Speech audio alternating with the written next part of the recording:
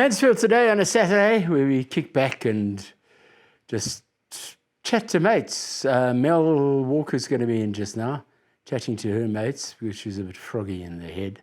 She'll be talking to plants. And we see what else comes up in the show. I have got one mate on the line who he and I can talk to each other and you probably won't understand what we're saying. I don't even know how this started. In the form of David O'Sullivan, old mate of mine. We'll go back on history later. But it or it. Yes is what? No, I don't do tune what? I just do tune it or it. It do security. Don't tune me. I do security. Me do security, you don't do security. No, it. I can't like. What are this? What are this? This are security. What do you do? It or bark. It don't do security. It do security. It or not bark. Okay, where did this start? How did it start? Started because you did a character on Capital Radio called Humpies Hannepoort, who was a security guard. Yeah. And he wasn't, his England wasn't very delicious, if you'll recall this character. Yeah. And we then just took it to extremes where his English disappeared. And there were only key phrases that he had. So security meant work, his work. So if you had to, when we were communicating tried to communicate with one another, and you say, well, I can't do something, I'm busy. So, nooit iets by security. Okay. And we knew what that meant. Yeah. And then if we were able to go to the pub, it or not by security. So it became a very difficult conversation because we had very little to work with in terms of the vocabulary of this man. But we turned it into a language all of our own. Only you and I understand it. And probably you and I are the only people who find it in any way amusing. That's also true. I remember probably the shortest phone call I've ever had in my life was with you. Now, just to put it into context, one of the word descriptors was, that's all it was. And that meant, I feel like a bear. That's right. Yeah. Yes. And you phoned me up one Saturday morning, and you went, and I said... Yeah, I've got a thirst. So you'd go, I'm feeling thirsty. So you only had to do it once. Yeah. So you heard the smack of the lips, of the tongue. Lips, and I said, 12. And I said, Baron. And then the phone down. Because there was no point in then saying, well, have you got this? Did the message sink in? You knew. You knew I wanted a beer. We'd worked out the day, the time, and the place. Yeah. What else is there to discuss? Yeah, we'll save that for when we actually meet at the Baron at 12 to have a beer. That's when the real thing started. We'd got the communication underway. So, 2 words and 1 sound effect. That's all we needed. And we knew what was going on. Yeah. I first met David O'Sullivan. And I don't think it hasn't really changed, Sharon. We can still do that. That's also true. I first met David O'Sullivan when I walked into my first journalism tutorial at Rhodes University. I'd chosen to go to the army first. He'd chosen to go to university first. So he was a third year student. Yeah, third year. And I was the first year. And he stood up and he said, hi, my name is David O'Sullivan. I'm your tutor for the year. And I thought, okay, I wonder what this means. And I learned very quickly what that meant, because our tutorials were always on a Thursday. So lurching around the Victoria Hotel on a Wednesday night was a good thing to do, because you could always approach O'Sullivan with 2 beers and go, David, I haven't quite finished my tutorial for tomorrow, which means I've done bugger all. You had 2 beers. And that was it. Tutorial over. I could be bribed, is what you're saying, Jerome. You could. Easily bribed. Yes, you could. And you were. Yeah. And I took those bribes. I was, I was 20 years old. I had very little money. I was eking out whatever beer I had and relying on the largesse of friends. So when somebody came over and said, here are 2 beers to look the other way, I felt it was a victimless crime, and I looked the other way. I need to say that you were undoubtedly one of the worst students I ever tutored, because your interest was not in journalism whatsoever. Your interest was in speech and drama.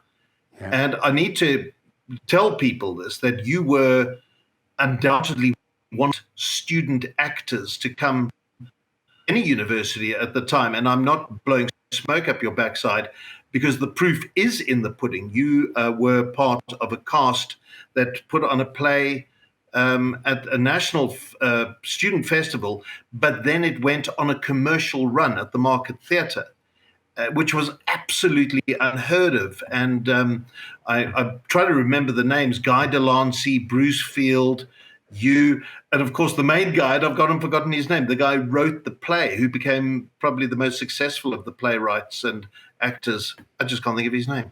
The other 2 characters were Guy Wilson, and the person who wrote the play was Dion Opperman. And Dion Opperman. It was called Môre is 'n Lang Dag. Yeah, but we changed the name, didn't we? To Môre is 'n Lang Kak. Yeah, Môre is 'n Lang Kak, we called it. Yeah. Because while we could be so immensely proud of you and what you were able to achieve, there was no way we were letting on. We had to insult it, belittle it, demean it in some way. So we called it Môre is 'n Lang Kak. But it was a fabulous achievement, and I think you were completely excused for being one of the world's worst journalism students, and because you were one of the most successful student actors of your generation. Now, that led us into radio in different ways, because you were identified and picked up as, I think nowadays we'd call them an intern. Yes. At Capital Radio. Tell us how that happened. Yeah. So at doing journalism, in your second year, if you were doing the radio course, if you were the top student, you got the job at Capital Radio. And I was only at Rhodes University to get into radio. And when I heard the job was in the offing, I decided that no matter what happened, I would be that student. So all my energy into the radio course. And I managed to get that internship at Capital Radio. And once I went to Capital Radio, that was in June or July of 1982, I knew I was at home, and I decided I'm never going to leave. I went back to university, obviously, to go study some more, but I maintained a freelance relationship with Capital Radio. While I was in the Army, I used to, in my Army browns, I'd go to Defense Headquarters, work on the Army newspaper uniform, and then go to Capital Radio and do a night shift on the news desk, which was just insane, because we were doing quite anti-apartheid, anti-government, anti-propaganda news. And there I was doing it. Sometimes I didn't have time to get home. AWOL, always absent without leave. I didn't have time to get home to get out of my brown uniform. And I'd go in with my boots and the combat gear, I'd go and read the news, and then got a full-time job. It was in that time that you then arrived at Capital Radio as well. So we met up again. Yeah. And we're together there for about 3 or 4 years, I think. And worked with some of the most amazing people. You think of your newsroom, for example. Manu Pariachi. Well, you run through Manu Pariachi. Yeah, Manu Pariachi, I thought, was one of the best people I worked with. He became more well known as an Mnet presenter, and then he was a continuity announcer, then a carte blanche presenter. But in terms of astute journalists, I hadn't met somebody quite like him. He really taught me so much. There was a man called Zahid Kachalia, who was the news editor prior to Manu. Zahid is now one of the big shots at the Australian Broadcasting Corporation, but he comes from the famous Kachalia political family. So he had these struggle credentials like few had, and gave us access to the voices that were unheard because of their political affiliation. A lot of them banned at the time as well. Mike Hanna, who had an illustrious career as an international correspondent. I think he's on Al Jazeera these days. Julian Potter was a big name that came from the SABC, but too left-wing for the SABC, the rigors of the National Party-controlled SABC, and he started this very independent newsroom. So Julian Potter, I thought, was my first news editor from whom I learned so much.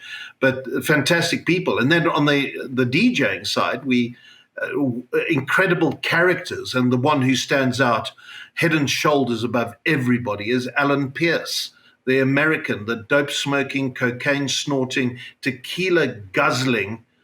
What else can I call him?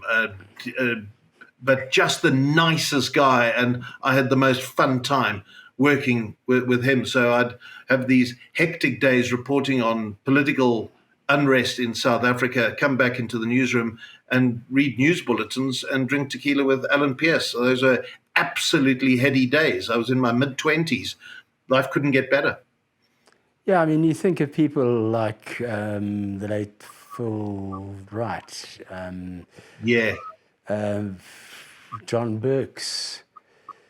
I mean, there are so many that I actually can't repeat them because there was so much talent. Kevin Savage. Kevin Savage. Yeah. Martin Bailey was there in those early days before he became a more famous TV guy. We could go. Well, they're just my old colleagues, Paddy Clay, James Lorimer. These might not be names familiar to a lot of your audience, but they were influential people in my life. Paddy had and James, as well as I, we had international work that we were doing at the same time because it was an incredible time. It was the 1980s. It was apartheid on the decline. It was the rise of opposition movements within South Africa, and it culminated in the release of Nelson Mandela and the negotiated settlement. And that's when I decided to leave Capital Radio because I felt I'd done all I needed to do. They were moving to Durban as well. I didn't want to go to Durban.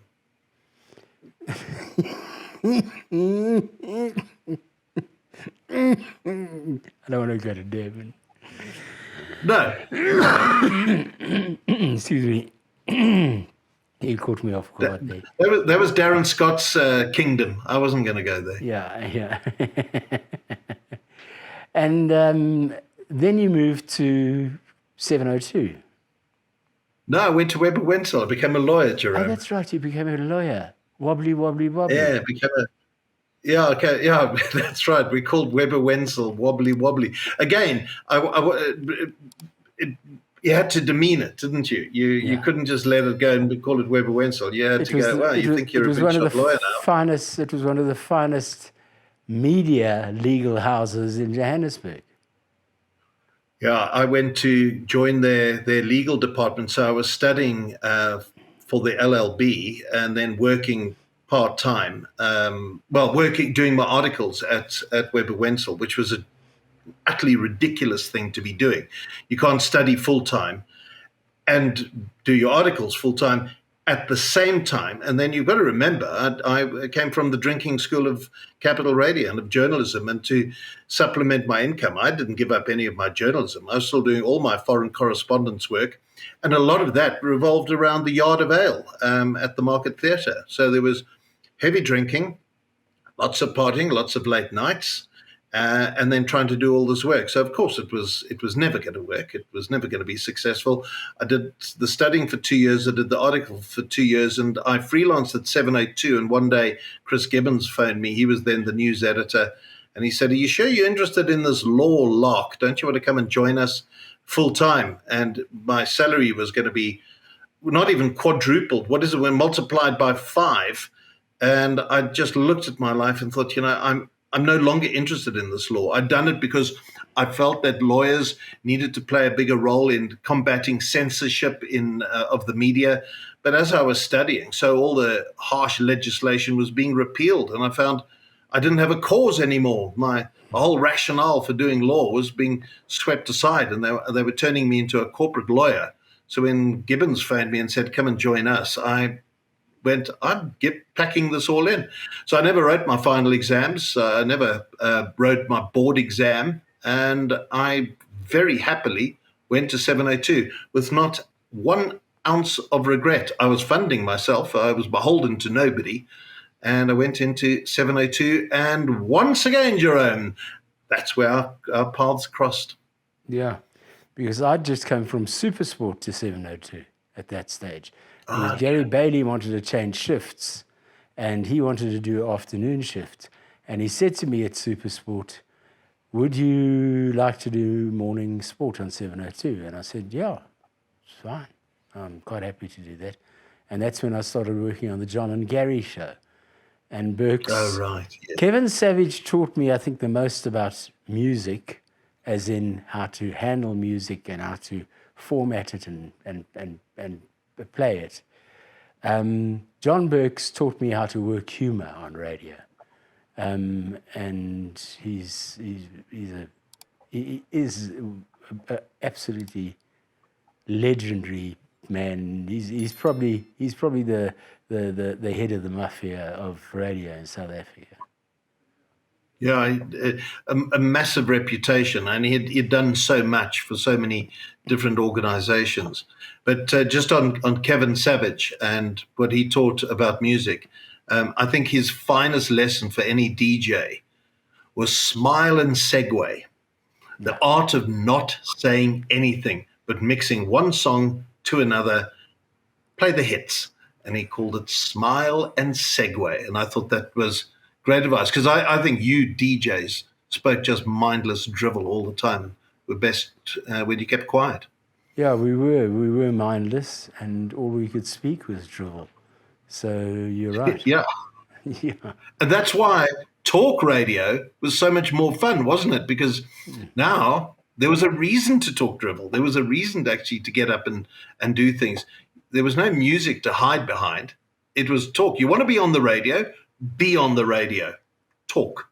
And that's what I think was the great attraction for the likes of you and I. But what you did so cleverly was that, unlike nobody else had done in radio before, you were able to bring the theatrics to it. You could be another character, another person, and you brought all your acting skills to play, where no radio presenters were actors. And yet here, and suddenly you came along and then became all these various characters and brought the elements of theatre into broadcasting, which obviously worked brilliantly. But once again, you were stepping into an area at a time when South Africa was in turmoil again. So there was stuff to talk about. There was always so much stuff to talk about. We were the biggest story in the world for many years. I made a lot of money out of being a foreign correspondent, working in South Africa, but sending reports out to foreign radio stations. And there were a group of people doing it. We would file stories morning, noon, and night, and that's literally morning, noon, and night. Such was the appetite for what was going on in South Africa. Once we got the transition to democracy, Nelson Mandela was inaugurated. Well, in fact, once Nelson Mandela stepped down, then we didn't become sexy anymore. When it was Thabo Mbeki and he was doing the AIDS denialism, but people were now bored with South Africa, and we were no longer flavor of the month. But all through, up until the Mbeki era, those were heady days, and the ultra violence and the stuff that I don't want to glamorize it in any way, but there's an adrenaline side of being a journalist, a working journalist, and you actually thrive on those moments of high adrenaline, of high drama, of high danger. I of course now would not want to go anywhere near anything like that because I've got a family and kids and things like that. But those days were just remarkable. I look back at them with fondness, not because I loved it, but because it made me alive. You've got the only recording, as far as I believe, of the massacre down in Mthatha, was it? Bishu. Bishu. It was Bishu. That's right. Yeah. I was there. I was actually a law student at the time, and I was living in Yeovil, and it was the September holidays. And one Sunday, a mate of mine called Ross Dunn, who was a freelancer for the Australian newspaper The Age, the Melbourne Age, he went and found me at Rockefeller's, which was one of the only pubs that would be open on a Sunday in Rocky Street. Remember those mad days when pubs didn't open on a Sunday? Anyway, yeah. Rockefeller's did. And I was there with a gang, and he came and said, listen, there's a big march, ANC march to Bishu at lunchtime the next day. There'd been a similar march a few weeks earlier. Nothing had happened, and nobody was going down. No journalists were going down because there was an ANC press conference in Joburg. He said, why don't we go down? And if something happens, then we're in the pound seats. And if nothing does happen, there will be at least enough to cover our costs. I should really have been studying for the end of year exams of my second year. And I went, yeah, I'll go. Because, well, I was full of Castle Lager, wasn't I? So we jumped on a plane, and I had such a terrible hangover. I left my microphone behind. So Ross had to lend me his. And yeah, we bluffed our way into Bishu prior to the marchers coming by pretending to be tourists, Ross with his Australian accent. And the cops, for whatever reason, let us in. We got to the Amatola Sun, which was all bolted and closed. The manager couldn't believe we were there. The city was in lockdown. He agreed to open up. We were the only two people at the hotel. Dumped our gear, took our recorders, walked to where the marchers were arriving, and about 10 minutes later, the soldiers opened fire. I had noticed that they had R4 rifles. I knew R4s from the army, from being a conscript. So when they opened fire across the road, that noise of 200 semi-automatic R4 rifles firing at once, I knew what that sound was. And I knew the soldiers right behind me up on a hill, about 20 meters up on this slope, I knew they would start shooting. So I hit the deck immediately, and they shot into the crowd. And so over my head, but into the people who were standing around me. I happened to be recording at the time. I was recording a police helicopter that was flying overhead because one of my clients was the Canadian Broadcasting Corporation, and they always insisted on having natural sound, wild sound. So I thought, the helicopter will make for some good natural sound. So I was recording that. And then all the shooting started. I hit the ground, and it was an old trick we used to do in the townships when we were reporting on violence. We used to commentate on what we saw. And so I just started commentating because that's the way we did our journalism. So the entire massacre I recorded, and I've still got the cassette. I filed that story all around the world. That was the biggest day of my life, undoubtedly. Yeah. And then it went on to radio station after radio station. Who did you, when you left 702, you went to Kaya? No, I went to Power FM for a short while. Right. I went to Power. Then I joined Hot 91.9. I did an evening news. Well, it was a 6:00 news and sports show for half an hour. No, it was an hour long. And can I say, to date, it's still probably the best money I ever made because there were 3 sponsors. I got all of that money, and I I'd record the whole thing from my study. I then got offered the breakfast show at Kaya FM, and you did enough breakfast show radio. That's the pinnacle. That's the holy grail. You want to be on the breakfast show of a commercial radio station, and here was one handed to me on a plate, and so I took that job. It was a 2-year contract, and they extended it for a 3rd year. Then they extended it for a 4th year. And then they decided that they wanted to go back to the music format, and it just was ridiculous that a 58-year-old, as I was then, a 58-year-old white male should be presenting music to on a black radio station whose typical audience member was a 35-year-old black woman. And I felt the novelty was well over. And before I got found out, I said I won't be renewing my contract, and I left. I left after exactly 4 years. My contract still had another 4 months to run after that, and they just paid me out. But I had the most wonderful time with Kaya. I loved doing the breakfast show until the day came where I didn't like it anymore. The flame went out. Jerome, I know it happened to you as well. And I never understood completely when you left radio, why you left radio. And now I completely understand. It was almost 40 years to the day that I'd started on Rhodes Music Radio as a student. And I went, I don't want to do this anymore. The fun's gone out of it. I've had my time. The baton needs to be handed over. It's a younger person's game. And I'm very, very happy not to be doing radio anymore. But I love reminiscing about it. I don't hanker after it. I don't wish I could have it all back again. I loved what I did. I have no regrets. Life treated me well. What are you doing now? You're up to various projects, aren't you? Yeah, I got a few. Jerome, I don't want to dress them up too much. My major concern at the moment is getting the kids to school and back.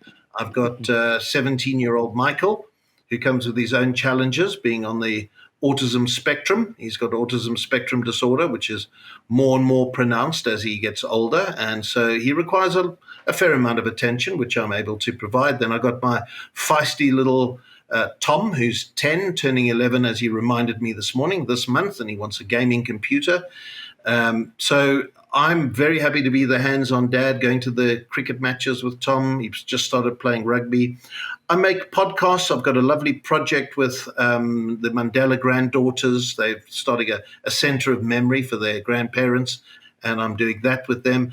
I do lots of corporate consulting. I've got a podcast training course because everybody and his dog wants to do a podcast, and there's so few that are good.